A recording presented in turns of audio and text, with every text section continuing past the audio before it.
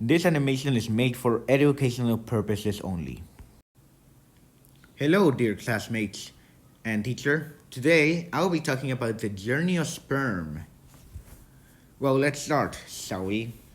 Let's start from the very beginning, actually, in the testis, where 1,000 sperm are made every second, which is quite a lot. Now, sperm don't actually find storage in the testis. Rather, they find it in the epididymis, which is a tube sperm also used to move from the scroll sac to the urethra. Although possibly millions of sperm are made every day, it still takes around 74 days for them to mature. And meanwhile, their storage, they don't do much besides wait and mature. That is until there is sexual intercourse, where sperm finally begin to move out of the epididymis and towards the urethra and down along the penis, until ejaculation, where around 80 to 300 million sperm are ejaculated into the vagina. But before we continue, how do sperm work? Well, sperm have three main parts: the head, which protects the genetic material. B, no. So then the second one would be the mid part, or which holds the mitochondria, which helps power the cell, and the third one would be the flagellum, which basically it's just a tail that it uses to move. Now let us start this dangerous and epic quest with our heroes, and already millions of them died from the acid environment and being expelled from the vagina. Yikes! But not to worry, most of them survive thanks to fluid around them protecting them, and they can move on to the next stage of the journey. As sperm continue, they encounter the cervix, which is a passage towards the uterus. The cervix is usually closed, but during a few days it's open when the female ovulates. As our heroes swim through the mucus like inside of the cervix, millions more also die trying to go through the mucus. Some even get trapped there but can't act as backup in case the original group does not make it. After that, our heroes go through the uterus, which has muscular contractions to help them on the journey. But there's also the immune system that might mistake them for the sperm for harmful invaders, and kill more of them. Hey man, I'm not a one of those stinky bacterias. I am not a foreign invader. Well, I am somewhere I should not be.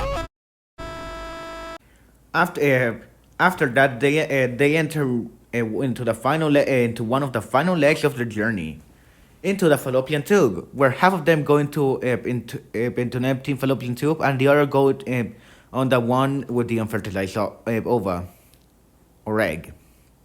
Apparently sperm cells are not very good at directions.